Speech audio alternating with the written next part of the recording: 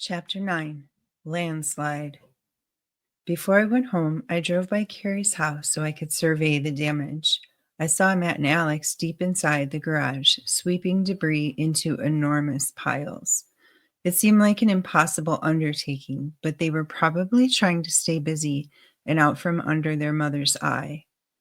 The mangled drywall garnished Camry was backed up in the driveway, and I could see a large, jagged opening from the garage to the kitchen. I beeped the horn as I rolled up, and the boys turned around and loped over to my car. I love what you've done with the place. Is this what they call an open concept garage? Hi, Aunt Paige, said a glum, unamused Matt.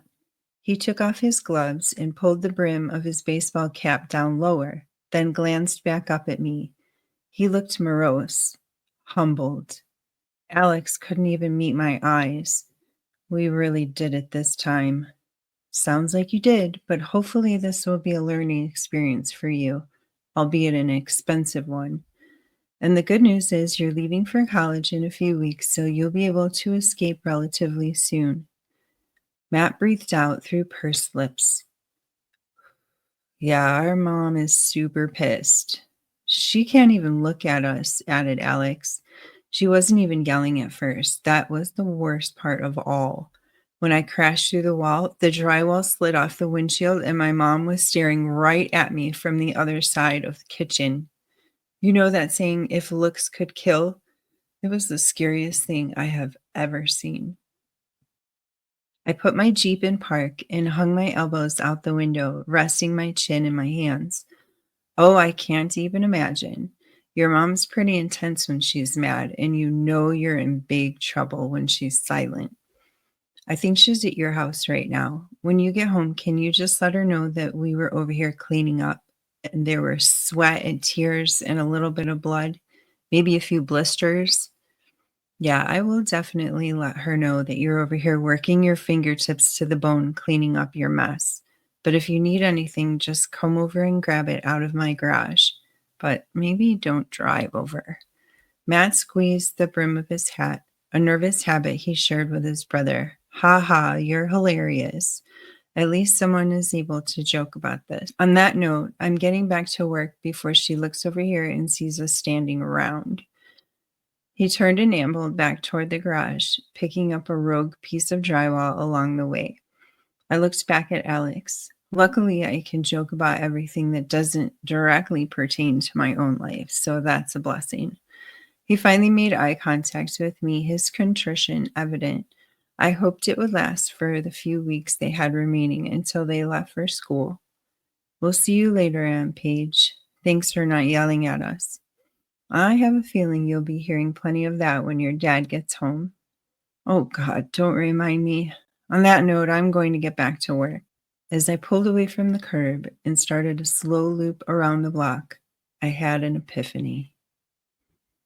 My entire adult life had been spent in loving service to others, learning how to operate something more advanced than a hot plate, albeit just as well, so I could cook dinner for my new husband, sacrificing caffeine, alcohol, and my smooth online skin so I could give my unborn babies the best start in life, which of course required me to satisfy my only craving, frozen cheese pizza.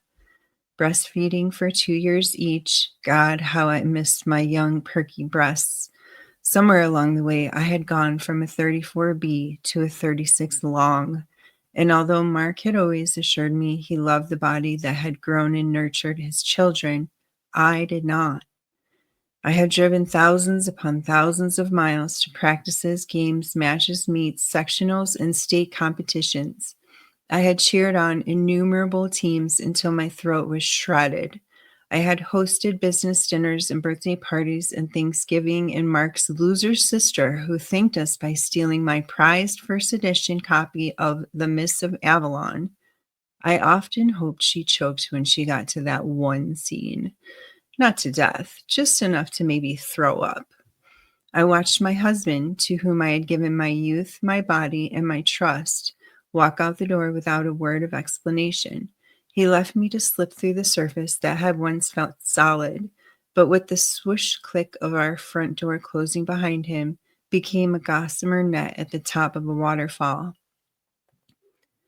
Down I slid, tumbled, thrashed, not caring about the sharp rocks at the bottom until a hand reached out to save me.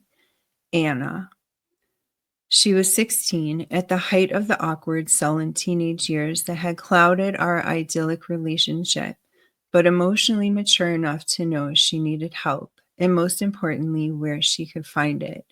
She spent so much time with my parents for those first 2 weeks, but one night after they dropped her off, and of course came in to scratch and cluck around our house and load the dishwasher, Anna climbed right into my bed. She lay facing me, her legs pulled up to her chest, mirroring me, and slid her hand into mine. My tumble down the waterfall over, and while my identity had taken a critical hit, my purpose became clear. I was going to get my kids through whatever came next, in as close to one piece as I could manage, and in doing so would heal myself. Presto changeo. So super easy. If only. But I could honestly say that the kids turned out pretty solid. Despite a few bumps and bruises, Jason and Anna grew up to be very loving and very driven. There's something to be said for overcompensating. Fast forward 4 years, and while I'd poured out so much of myself into my children to fill the void left behind by their father's departure from our family unit, what remained was no longer enough to hold myself together. Pieces of me floated away unseen, but not unnoticed every day. And all of that was fine. Good. Expected, minus the loser sister. I sacrificed it all for the people I loved, and I would do it all over again. But seeing the wreckage of Carrie's garage, pieces of sheetrock everywhere, spread from the kitchen to the driveway, it opened up a little window somewhere inside of me. A breeze blew in, and on it came the whisper of a message. Time to find the pieces of you that were lost along the way. So it had seemed unlikely, improbable, impossible, a mere 72 hours before, became my answer to the bidding of my soul. It was time to find out who I was in this phase of my life, and I was hoping that my new persona included published author. There was only one way to find out. It was time to dress for my second act.